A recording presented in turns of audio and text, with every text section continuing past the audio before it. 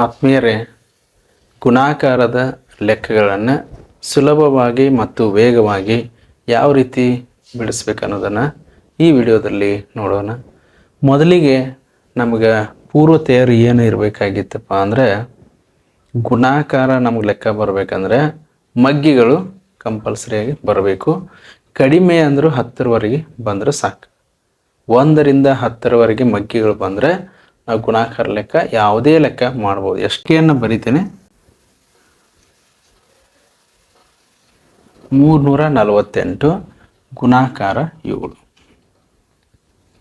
ಒಂದೇ ಅಂಕಿಯಿಂದ ಗುಣಾಕಾರ 7 8 56. ನೋಡಿ, ಈಗ 56 ಇಲ್ಲಿ ಬರ್ದೀವಿ. 56ಕ್ಕೆ 56 ಬರ್ದೀವಿ.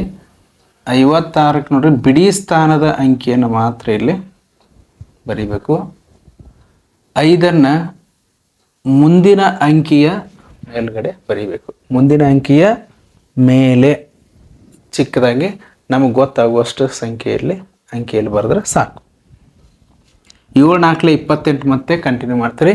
7 4 28, 28ರಾಗ 5 ಕೂಡಿಸಿದ್ರೆ 30 33. 33 ನೋಡ್ರಿ, ಮತ್ತೆ 33 ಬಂತು. ಇಲ್ಲಿ 3, ಇಲ್ಲಿ ಬಿಡಿ ಸ್ಥಾನದ ಅಂಕಿ 3. ನೆಕ್ಸ್ಟ್ 7 3 21. 21ರಲ್ಲಿ 3ಅನ್ನು ಕೂಡಿಸಿದಾಗ 24. ಈ ರೀತಿ ಗುಣಾಕಾರ ಲೆಕ್ಕಗಳನ್ನು ಮಾಡ್ತೀರಿ. ಇಲ್ಲಿ ನಾವು ತಿಳ್ಕೊಂಡಿದ್ದೇನಪ್ಪ ಅಂದರೆ, ಒಂದು ಸಂಖ್ಯೆಯನ್ನು ಬರಿತೀರಿ. ಇದಕ್ಕೊಂದು ಶಬ್ದ ಐತಿ. ಇದಕ್ಕೆ ಏನಂತಾರಪ್ಪ ಅಂದ್ರೆ ಗುಣ್ಯ ಅಂತ ಕರೀತಾರೆ. 7ಕ್ಕೆ ಗುಣಕ ಅಂತ ಕರೀತಾರೆ. ಬಂದ ಉತ್ತರ ಗುಣಲಬ್ಧ. ಇವು ಗುಣಾಕಾರದಲ್ಲಿ ನಾವು ತಿಳ್ಕೋಬೇಕಾಗಿದ್ದು. ಗುಣ್ಯ ಎಂದರೆ ಗುಣಿಸಿಕೊಳ್ಳುವ ಸಂಖ್ಯೆ. ಗುಣಕ ಅಂದರೆ ಯಾವ ಅಂಕಿಯಿಂದ ಅಥವಾ ಯಾವ ಸಂಖ್ಯೆಯಿಂದ ಗುಣಿಸ್ತೀರಿ ಅದು ಗುಣಕ. ಬಂದ ಉತ್ತರ ಗುಣಲಬ್ಧ. ಈ ರೀತಿ ನೋಡ್ರಿ, ಇಲ್ಲಿ ಇನ್ನೊಂದಿಷ್ಟು ಉದಾಹರಣೆಗಳನ್ನು ತಗೋಣ. ಈಗ ದೊಡ್ಡ ಸಂಖ್ಯೆ ತಗೋಣ. 2 ಅಂಕಿ ಸಂಖ್ಯೆಯಿಂದ ಗುಣಾಕಾರ. ನಾವು 12 ಮಗ್ಗಿ ಗೊತ್ತಿದ್ರೆ ನೇರವಾಗಿ ಮಾಡ್ಬೋದು.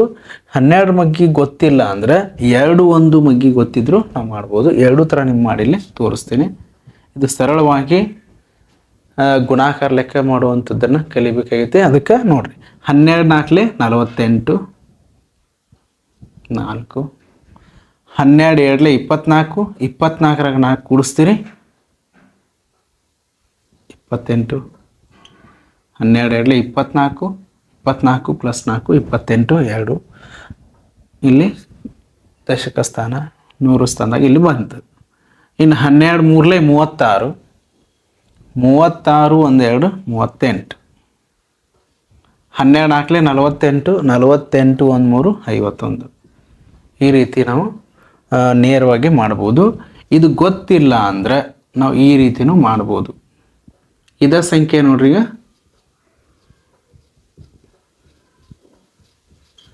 ಬರೀ ನಮಗೆ 2 ಮಗ್ಗಿ ಗೊತ್ತಿದ್ರು ಮಾಡ್ಬೋದು. 2 4 8. 2 7 4. 2 3 6. 2 4 8. ಪ್ಲಸ್ 1 ಯಾವುದೇ ಸಂಖ್ಯೆಗೆ 1ರಿಂದ ಗುಣಾಕಾರ ಮಾಡಿದಾಗ ಆ ಗುಣಲಬ್ಧ ಅದೇ ಸಂಖ್ಯೆ ಆಗಿರುತ್ತದೆ. ಹಾಗಾದ್ರೆ 4 2 ಅದು ಬೇಕಾದ್ರೆ ಮಾಡ್ಬೋದು. 1 4 4. 1 2 2. 1 3 3. 1 4 4. ಇವುಗಳನ್ನ ಇಲ್ಲಿ 2 ಗೆರೆ ಹೊಡ್ಕೊಂಡು ಕೂಡಿಸ್ಬೇಕು. 8 4 4 8. 6 2 8. 8 3 11. ಕೈಲ 1 8 4 1 5. ನೋಡ್ರಿ, 51,888. ಇಲ್ಲಿ ಸೇಮ್ 51,888. ಅದಕ್ಕೆ ನಿಮ್ಮ ಮೊದಲಿಗೆ ಹೇಳಿದ್ದು 10ರವರೆಗೆ ಕನಿಷ್ಠ ಮಗ್ಗಿ ಆದರೂ ನಮ್ಗೆ ಬರಲೇಬೇಕು. 10ರವರೆಗೆ ಮಗ್ಗಿಗಳು ಬರಲಿಲ್ಲ ಅಂದರೆ ಗುಣಾಕಾರ ಲೆಕ್ಕ ಬರುವುದಿಲ್ಲ. ಅದಕ್ಕೆ ಇನ್ನೊಂದಿಷ್ಟು ಮಾಹಿತಿಯನ್ನು ನೋಡೋಣ. ಇದಾಯ್ತು. ಈಗ ನೆಕ್ಸ್ಟು ಕೆಲವು ಈಸಿ ಟ್ರಿಕ್ಸ್ಗಳನ್ನ ನಾನಿಲ್ಲಿ ತಂದಿದ್ದೀನಿ ನೋಡ್ರಿ. ಸೊನ್ನೆಗಳು ಬಂದಾಗ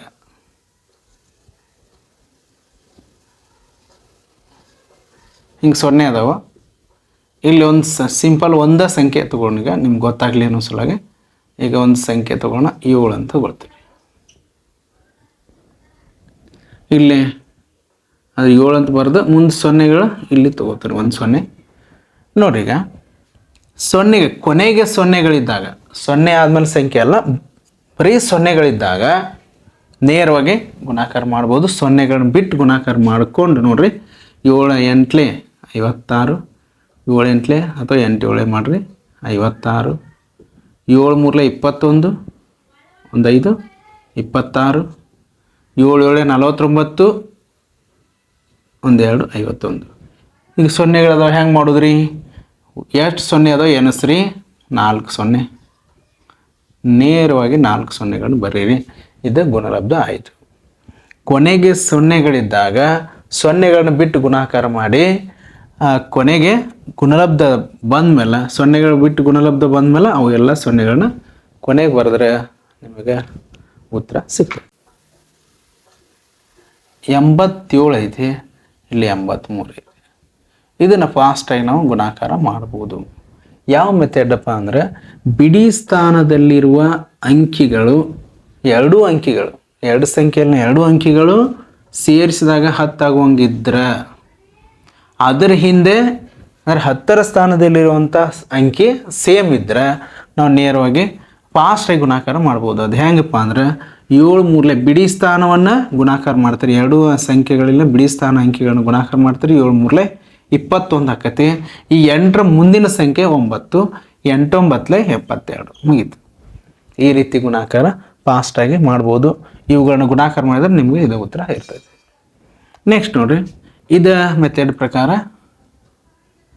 ಈಗ ಇನ್ನೊಂದು ಉದಾಹರಣೆ 69 61. ಇಲ್ಲೊಂದು ಸ್ವಲ್ಪ ಬದಲಾವಣೆ ಮಾಡ್ಕೋಬೇಕು. 9 ಇದ್ದಾಗ 9 1 ಇದ್ದಾಗ ಮಾತ್ರ ನಾವು 9 1 9 10 ಬದಲಿ ಅದನ್ನು 2 ಸ್ಥಾನಕ್ಕೆ ಕನ್ವರ್ಟ್ ಮಾಡ್ಕೋಬೇಕು. 0 9 ಬರಿಬೇಕು, ಇಲ್ಲಾಂದ್ರೆ ಲೆಕ್ಕ ತಪ್ಪಾಕತೆ. ಇದೊಂದು ಬದಲಾವಣೆ ನಮ್ಗೆ ಗೊತ್ತಿದ್ರೆ ಸಾಕು. ಇಲ್ಲಿ 10 ಆಗುವಂಗೆ ಇರಬೇಕು, ಆದರೆ 9 1 ಇದ್ದಾಗ 0 9 ಬರಿಬೇಕು. ನೆಕ್ಸ್ಟ್ 6 ಮುಂದಿನ ಸಂಖ್ಯೆ 7, 6 7 42. ಇದು ಉತ್ತರ ಆಗಿರ್ತದೆ. ಇದೇ ರೀತಿ ಇನ್ನು 5ಗಳಿದ್ದಾಗ ಬಿಡಿ ಸ್ಥಾನದಲ್ಲಿ 5, ಅದರ ಹಿಂದೆ ಇರುವಂಥ ಸಂಖ್ಯೆ ಅಂಕಿ ಸೇಮ್ ಇದ್ದಾಗ 10ರ ಸ್ಥಾನದಲ್ಲಿರುವ ಅಂಕಿ ಒಂದೇ ಇದ್ದಾಗ ಬಿಡಿ ಸ್ಥಾನದಲ್ಲಿ 5 ಇದ್ದಾಗ ನೋಡ್ರಿ 5 5 25 ನೇರವಾಗಿ ಬರೀತೀರಿ. 6ರ ಮುಂದಿನ ಸಂಖ್ಯೆ 7, 6 7 42. ಈ ರೀತಿ ಮಾಡ್ಬೋದು. ಇಲ್ಲಿ ಇಂಥ ದೊಡ್ಡ ಸಂಖ್ಯೆ ಇದ್ರು ನೋಡ್ರಿ 95 × 95 ಮಾಡ್ಬೋದು. 5 5 25 ಫಸ್ಟಿಗೆ ಬರೀದ್ರು. 9ರ ಮುಂದಿನ ಯಾವುದು 10, 9 10 90. ಇದು ಉತ್ತರ ಆಗಿರ್ತದೆ. ಈ ರೀತಿ ಫಾಸ್ಟ್ ಮೆಥಡ್ಗಳನ್ನ ಕೆಲವೊಂದಷ್ಟು ನಾನು ಇಲ್ಲಿ ಹೇಳೀನಿ ನಿಮಗೆ. ಈ ಮೆಥಡ್ ಪ್ರಕಾರ ನಾವು ಬಿಡಿಸಿದ್ವಿ ಅಂದರೆ ಗುಣಾಕಾರ ಲೆಕ್ಕ ಫಾಸ್ಟಾಗಿ ಮತ್ತು ಸರಳವಾಗಿ ಮಾಡ್ಬೋದು. ಮುಂದಿನ ವಿಡಿಯೋದಲ್ಲಿ ಇಂತಹ ಗುಣಾಕಾರದ ಹಲವಾರು ಟ್ರಿಕ್ಸ್ಗಳನ್ನ ನೋಡೋಣ.